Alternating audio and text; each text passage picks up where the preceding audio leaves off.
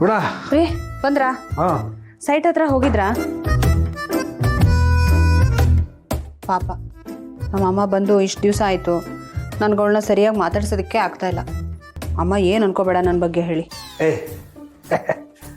ನೀನು ಏನು ಯೋಚನೆ ಮಾಡಬೇಡ ಕಣೆ. ನೀನು ಈ ಮನೆ ಯಜಮಾನಿ. ನೀನು ಈ ಮನೆ ನಿಲ್ಲ ಅಂದರೆ ಈ ಮನೆನೇ ನಡೆಯಲ್ಲ. ನೀನು ಅಲ್ಲಿ ತಲೆ ಕೆಡಿಸ್ಕೊಬೇಡ, ನಾನೆಲ್ಲ ನೋಡ್ಕೋತೀನಿ ಆಯಿತಾ?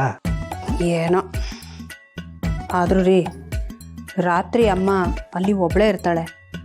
ಅಕ್ಕಪಕ್ಕ ಜಾಸ್ತಿ ಮನೆಗಳು ಬೇರೆ ಇಲ್ಲ, ಕಳ್ಳರು ಕಾಕರು ಕಾಟ ಬೇರೆ. ನಮ್ಮ ಅಮ್ಮಂಗೆ ಏನಾದರೂ ಹೆಚ್ಚು ಕಮ್ಮಿ ಆಗ್ಬಿಟ್ರೆ ಅಂತ ನಂಗೆ ಭಯ ಆಗ್ತಿದೆ. ಏನೇನೋ ಯೋಚನೆ ಮಾಡ್ತೀಯಲ್ಲ. ನಿಮ್ಮಮ್ಮ ನನಗೆ ಹೆಣ್ಣು ಕೊಟ್ಟಿರೋ ದೇವರು. ಆ ದೇವರನ್ನು ಬೈದಲ್ಲಿ ಇಡೋಕ್ಕಾಗುತ್ತಾನೆ? ಅವರಿಗೆ ಒಳ್ಳೆ ವ್ಯವಸ್ಥೆ ಮಾಡಿದ್ದೀನಿ, ನೀನೇನು ಯೋಚನೆ ಮಾಡಬೇಡ ಆಯಿತಾ? ಸರಿ, ಇರೋಕೇನೋ ವ್ಯವಸ್ಥೆ ಮಾಡಿದ್ದೀರಾ, ಊಟ ತಿಂಡಿನೂ ನೋಡ್ಕೋತಾ ಇದ್ದೀರಾ. ರೀ, ಕುಡಿಯೋ ನೀರಿಗೆ ವ್ಯವಸ್ಥೆ ಮಾಡಿದ್ದೀರಾ ತಾನೆ? ಅಡ್ಡಿ ಥರ ಮಾತಾಡ್ತೀಯಲ್ಲ. ಇಷ್ಟೆಲ್ಲ ವ್ಯವಸ್ಥೆ ಮಾಡಿದ್ದೀನಿ, ಕುಡಿಯೋ ನೀರು ವ್ಯವಸ್ಥೆ ಮಾಡದೇ ಇರ್ತೀನಿ ನೋಡೆ. ಮಧ್ಯಾಹ್ನ ಊಟ ಇಲ್ಲಿಂದ ತಗೊಂಡೋಗ್ತೀವಿ ಅಲ್ವಾ?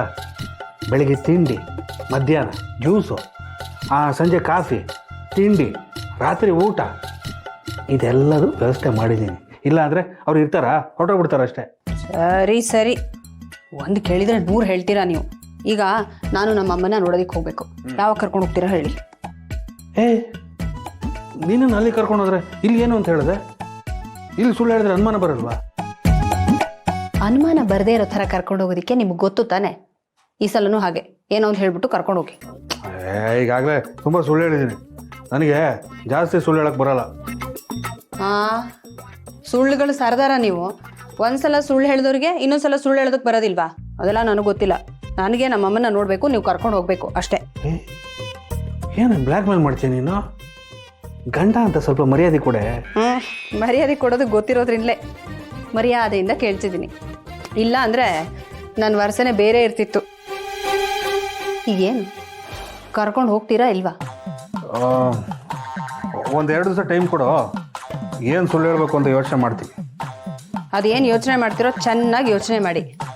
ಇಲ್ಲ ಅಂದರೆ ನಾನು ನನ್ನ ಬಾಯಿಗೆ ಬಂದಿದ್ದು ಒಂದು ಸುಳ್ಳನ್ನು ಮನೆಯಲ್ಲಿ ಹೇಳಿಬಿಟ್ಟು ನಮ್ಮಮ್ಮನ ನೋಡೋದಕ್ಕೆ ಹೋಗ್ತೀನಿ. ಆಮೇಲೆ ಏನೇನಾಗುತ್ತೋ ಅದು ನೀವು ನೋಡ್ಕೋಬೇಕು.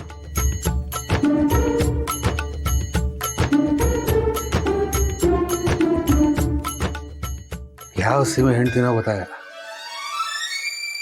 ಮನೆ ಕಟ್ಟೋದು ಮುಖ್ಯನೋ ಅಥವಾ ಇವ್ರಿಗೆ ಅಮ್ಮನ ನೋಡೋದು ಮುಖ್ಯನೋ ಗೊತ್ತಾಗ್ತಿಲ್ಲ. ಅದಕ್ಕೆ ಅನಿಸುತ್ತೆ ಈ ಹೆಂಗಸರು ಟಾರ್ಚರ್ ತಡೆಯೋಕ್ಕಾಗದೆ ಗಂಡಸರು ಅರ್ಧ ಆಯಸ್ಸಿಗೆ ಹೊಗೆ ಹಾಕೊಳ್ಳೋದು.